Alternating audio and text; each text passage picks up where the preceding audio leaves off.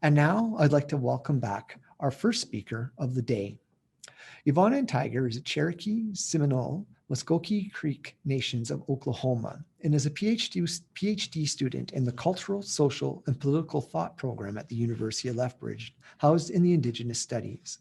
A First Nation Native American college graduate, Tiger holds a Bachelor of Arts degree from the Smith College with honors and 2 master's degrees from the University of Oklahoma, one in 20th century U.S. history with a focus on federal Indian boarding school policy, and the other in Native American studies, Native American art history, and curating studies conducted with OU's Department of Art History. Yvonne teaches for the Indigenous Studies Department here at the University of Lethbridge, and has been the GSA Indigenous Student Representative for 2 years. She also remains current in the field of Indigenous art history and history through the conference presentations and freelance writing. She's a 2020-2021 Native American Fellow at the Peabody Essex Museum in Salem, Massachusetts. Yvonne's lecture is titled Indigenous Trailblazing, Doing It My Way. Yvonne, the virtual stage is all yours. Well, thank you, and thank you for the introduction. Osi, Hesche, Stango, Oki, and good afternoon.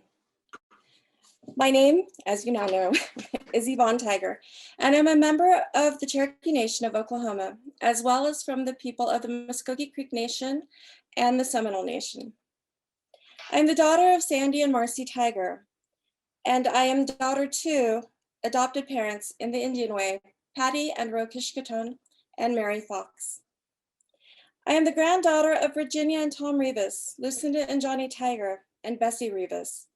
Now I could go on for a couple of more generations, but then it gets complicated because I am a Native American woman from families who were removed from their homelands way before I was born.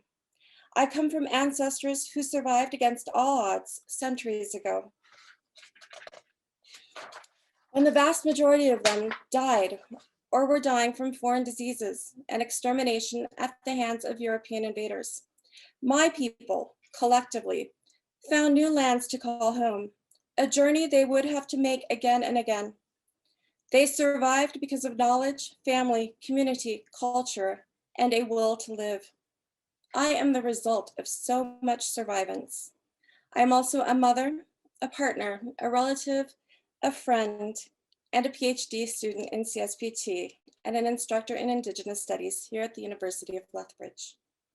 Since this is my last lecture to you, and my one and only lecture to most of you, and quite likely the only lecture you will receive from an Indigenous scholar, to both our Indigenous and our non-Indigenous students, I want to tell you that my story is unique, as is yours. Never lose sight of that. I am here today to encourage you to find out what your story actually means to you, to acknowledge your moments of struggle as well as success, because I feel this will make you a better, more grounded human. This opportunity to speak to you today has given me a moment to pause and think of what my own story means to me, what I want it to mean to my children, and what I would like to impart to you. This year's theme is the unexpected journey, and as part of the prompt, we were given the question, well, we were all asked questions growing up, like, where do you see yourself in 5 to 10 years? Now, I can honestly say that I was never asked this question until I was an adult, and probably in a job interview. I don't know why no one ever bothered to ask me this question when I was young. And looking back on my life and educational journey, I could not have predicted the trajectory of my life, even if I were asked. And I am thankful for my unique journey. I am an itinerant Indigenous woman, born and raised a military brat on European soil. And while I embraced my itinerant life, moving every few years, returning to Europe twice, making new friends and having incredible experiences, it took its toll on my education. I will also admit that school was always a little difficult for me. With every military move, I missed bits of the curriculum. And while it put me behind, I tried the best I could, but there was always something missing. In the end, I came to love my school community, my friends really, as much as I loathed and saw little value in the actual curriculum. I filled my need for knowledge in the library after school and through books we had at home, because as you might have guessed, I did not learn my own history as a Native American, as a Cherokee woman in any schools that I attended. And I was always the only Native American student. And then came the decision to go to college. In my family, I am a first generation college graduate, which means that I am the first one in my immediate family to graduate from college. I believe this is the reason that I came so late to my post-secondary education. Although my parents believed education was important, they did not stress to me that college education was the only way to find a career, because they had made their career without one. So they neither discouraged me nor encouraged my attendance. As my mom said the other day, this was undoubtedly true for Native American families, and still may be true to some extent, but this is changing. So it was a strange time in high school when my friends were buzzing around our college year, concerned with college applications and exam scores, while I just wasn't. I had no knowledge in the process of getting into college and then going. It was intimidating. I was also very conscious of my economic status. I knew college was expensive and it just wasn't for kids like me.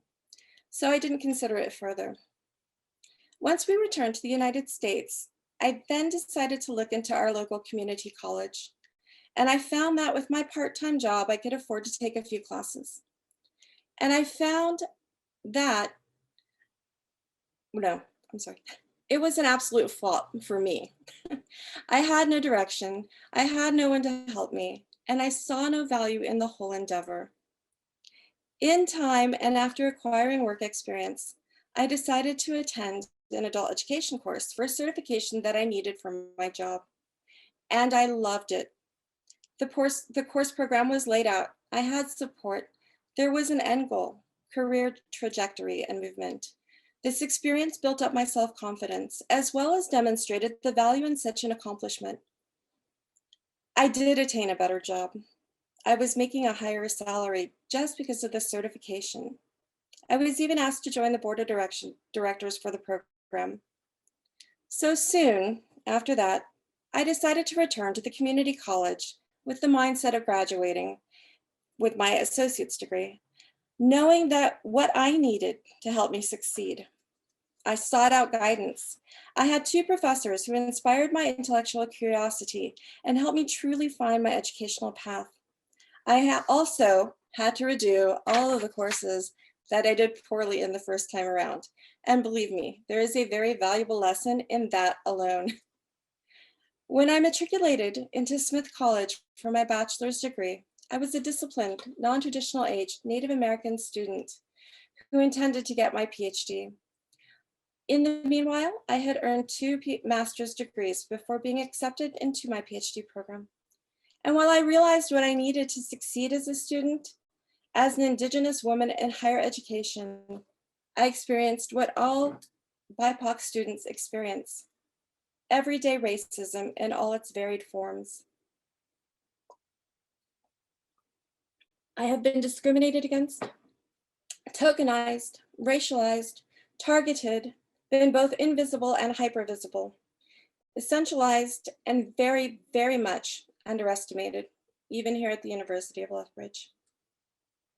My educational journey and life has taught me to have courage, to be vocal, to know my self-worth, and to be an advocate for myself, for others, and to recognize and try to put an end to disparate treatment. That was the short version of my educational and life's journey. Not just my challenges, but also my successes. Now, what does this mean for you? Well, as a student and an instructor, students, I'm speaking to you now, I saw you challenged by your coursework and then struggle to adjust during our semesters that have been marred by COVID. You dug deep. Many of you asked for help, and you did it.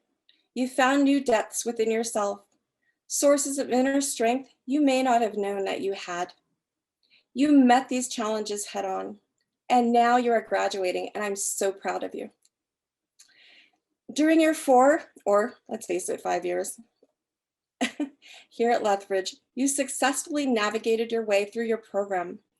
And some of you are already on a well-laid academic or career path. You have a destination in mind, and that is great. Others of you do not yet know what the future holds for you, which feels uncertain. That too is fine, even though it may not feel fine. Like me, you will have to find what drives your passion for knowledge, what you want to contribute, and often that only comes with lived experiences.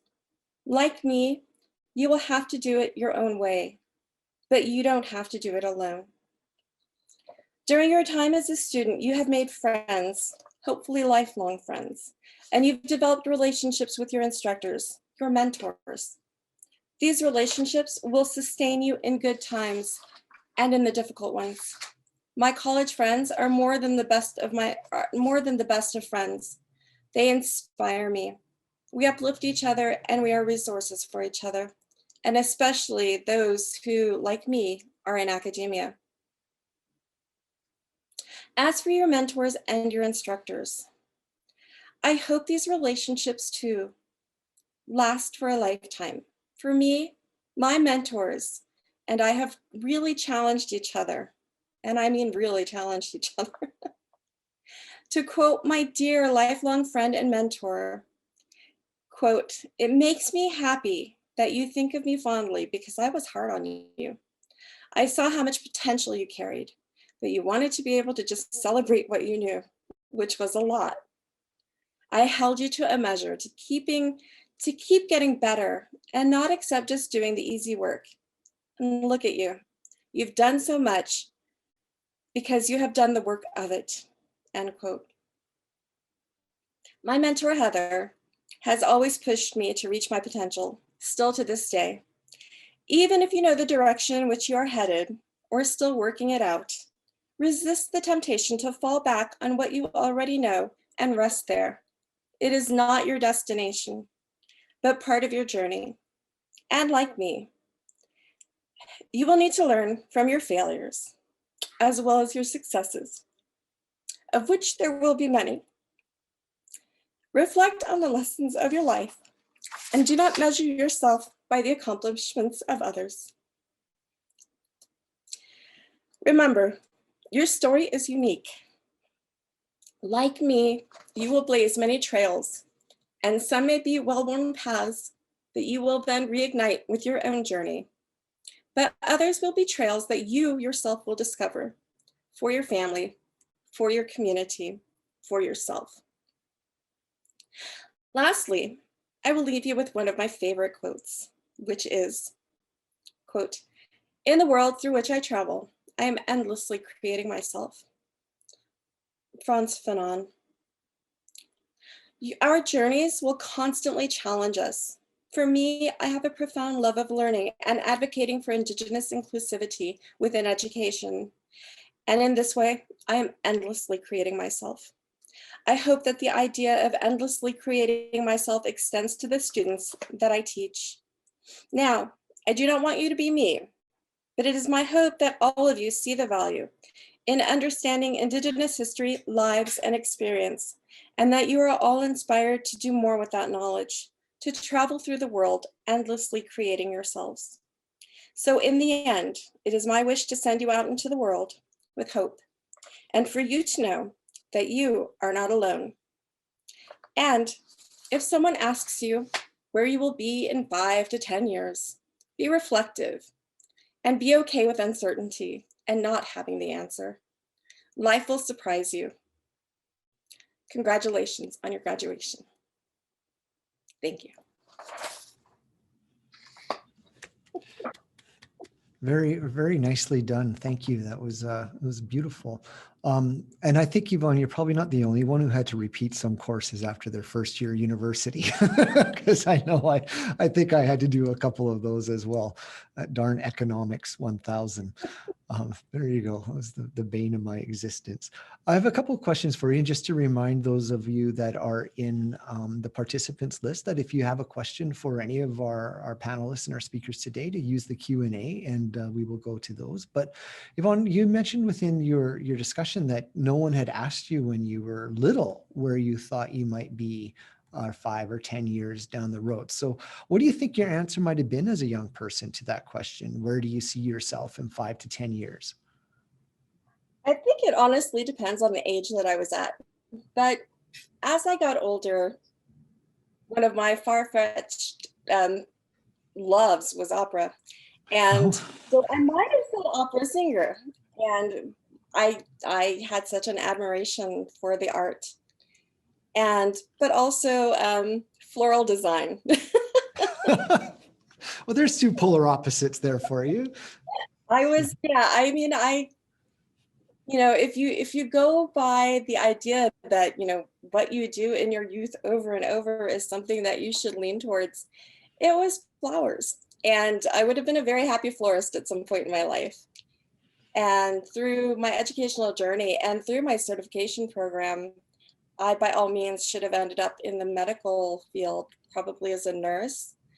But by the time I finished a community college program, or my associates, it was intellectual curiosity that got me, a love of history, and Mhm. that wasn't going to be fulfilled within the medical field.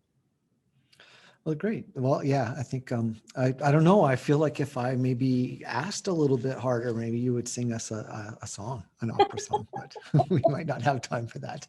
And you haven't warmed up, so really, it's not fair of me to ask that for you. Have you ended up educationally where you thought you would? By the time I decided that I wanted to be in academia, yes. In terms of what I do and what I study, no, absolutely not.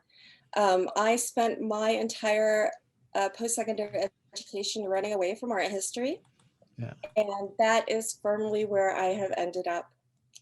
And my uncle was a renowned artist, and it felt really hard to follow in that footstep. And so even within academia, I am quite often asked, well, are you an artist? And I say, no, I write about it. And and that has finally felt okay for me. So no, the thing that I ran the fastest from is the place where I have ended up and the place that I call home. I love it. Well, it probably drew you back somehow, right? So as it always does. I would never have thought I would be in the position where I am now if you would ask me this 5 or 10 years ago. You just find your journey taking you there. So if you could single out one point in your journey as most valuable, which would it be? That's a big question. That is um, one point. I don't know that there has ever been one point.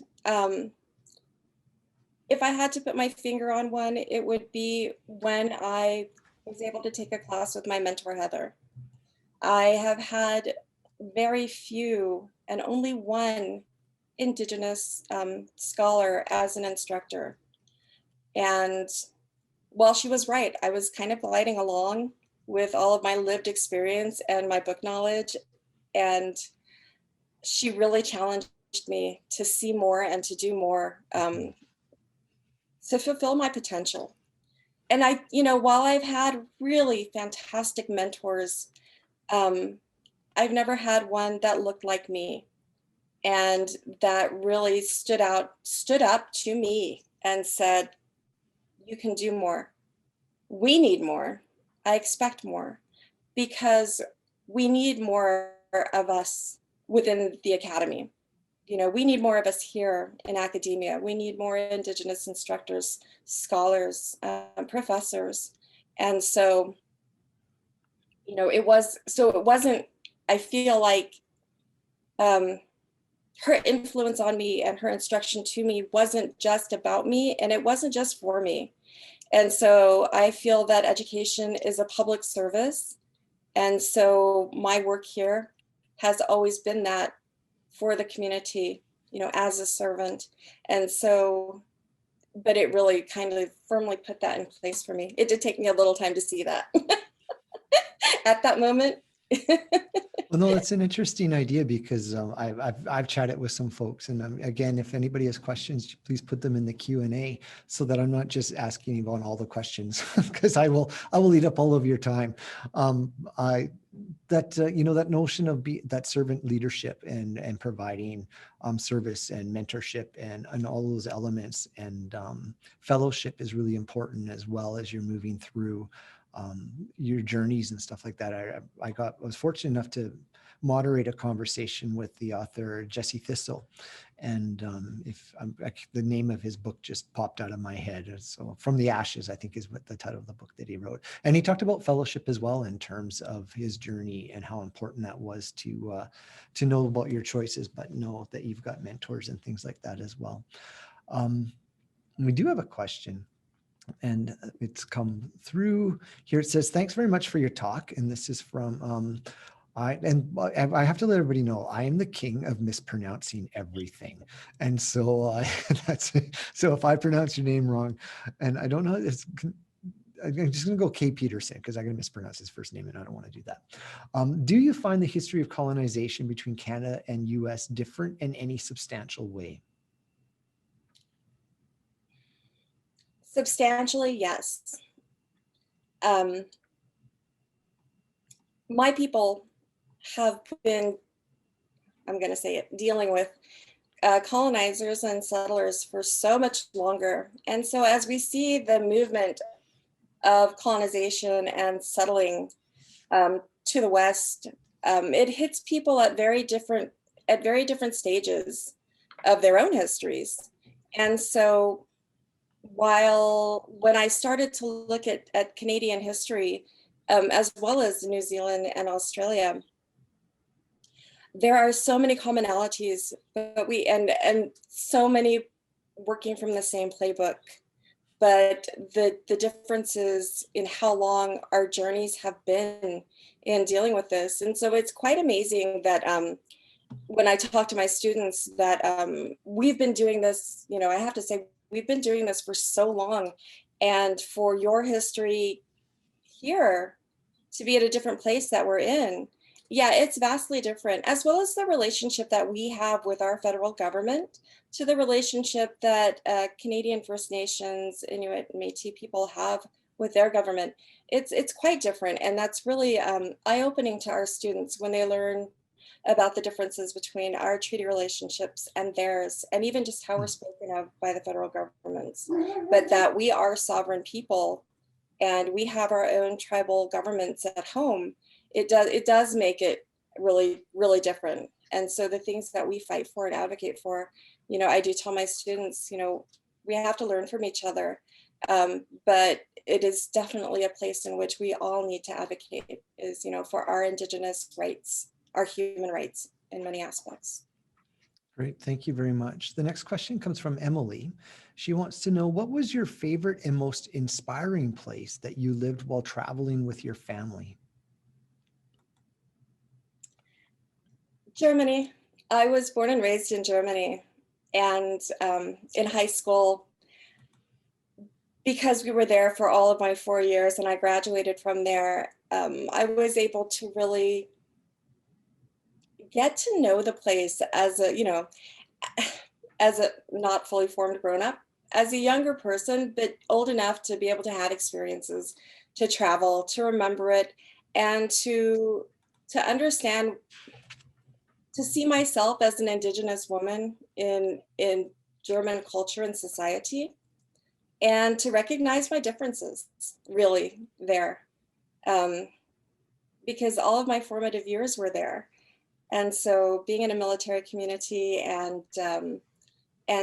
being running around and working in German society and culture, it was really different. It was a very different experience for me, but very formative. But you also have to remember that as military brats, we all have one pinpointed place as home. And mine was way out in the country, in Colcord, Oklahoma, where my mom is from, where my grandma was. That was home. And when I wanted to leave Germany, the only place I ever wanted to go was to that house in Oklahoma. It's interesting in my travels and as I moved around, and I'll call my house my home. My mom was like, "No, my house is your home." And I'm like, "Okay, mom." Right. So it's funny how that works. We have a question from Cassandra. Yvonne, how do you feel your experiences growing up, moving around the world and into different communities all over the world have informed your work and research as an Indigenous scholar? That's a good question.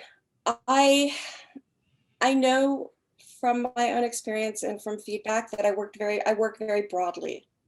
And so by that I mean I see things globally, and I have to take that into consideration when I work and I write. I have a more difficult time writing very specifically to my own community because I wasn't raised there. Mm, And so I do try to advocate for, when I say that I'm an itinerant Indian, it's because I have moved so much. And I can't position myself as an urban Indian because that's not really who I am. And I do know my communities and I do know where home is. And so all of that goes into my work. But really, I would say that my view in my teaching and in my scholarship is always really broad, much broader and much more globally than it is specific. So I don't feel I feel a bit of liberation and freedom by that too. But I do feel a responsibility to the communities that I write about very deeply. great. Um, I think, as I was mentioning in my little blurb at the beginning about the pandemic and how it's sort of been this thing for everyone. Just wondering how are you doing with the pandemic and COVID and all of those things. I got to talk to Rick Mercer one time. I asked him if he's had picked up any new special skills, and he was like, no, he hadn't picked up nothing. So did you learn how to make sourdough bread like everybody else, or how's the pandemic been for you? I did a lot of crocheting, Oh, did you? There you and it's bad. It's all bad. go. But it was really cathartic to do that one chain over and over and over. The repetitiveness of it. Um, there was something really comforting about that. We also, and I got my husband to really get out in the garden with me, which he has always refused to do. And so I'm a very avid gardener, and I have one in the back, and I have one on campus with campus roots. And so that was one of the best things, was just being able to nurture. Um, Mhm. of course, I nurture my children, but to nurture something else and to not have to feel like I have to leave home, because I did miss my students, and I did miss being in front of the classroom this year with them, you know. But we did Yep. the best we could. And so, have I become better at Zoom teaching? Absolutely. And because yeah, the first one was kind of a disaster, but we all got better at it. And my students will still say I'm a little technology challenged, but they forgive me this, and they're waiting on their grades, so that's what I get to do next. Um, my time management skills did not become better. I think that got worse. Um, So yeah, yeah. I always found that with Zoom, I thought I was pretty proficient with technology, but I'm always muted at some point, right? Just hammering away, talking about what I want to talk about. No one can hear me, so it happens with that. So, well, I've no more questions, and we're sort of come to the end of our time. It went by really fast, and so I want to take this opportunity to thank you for your words today. They were really great. I wrote down the phrase "endlessly create yourself." And I think that was really, really profound, because I think if we talk about these unexpected journeys, you're never really done, right? no, you're never really done. And the one thing that I instill in my class, in my students, is when we look at Indigenous people, history, experiences, stories, to remember to to see Indigenous people, even if we are reading about the past, in color, because it keeps them alive. And when we relegate things in our minds, as we are constantly fed images of Indigenous people in black and white, to somehow in your brain see that in color, to see people as full humans and not relegated to the past. I think it's really important in how we even read the news today. We think of Indigenous people as something else, and we are here. I am here, and I told them you would never see me in black and white, and so please don't see the people that we read about that way either. We must see them as full humans. Great. That was, yeah. Thanks. Well, I'm very appreciative and grateful to see and hear you today. So thank you very much, Yvonne. Thank you for having me. You're welcome. Take care.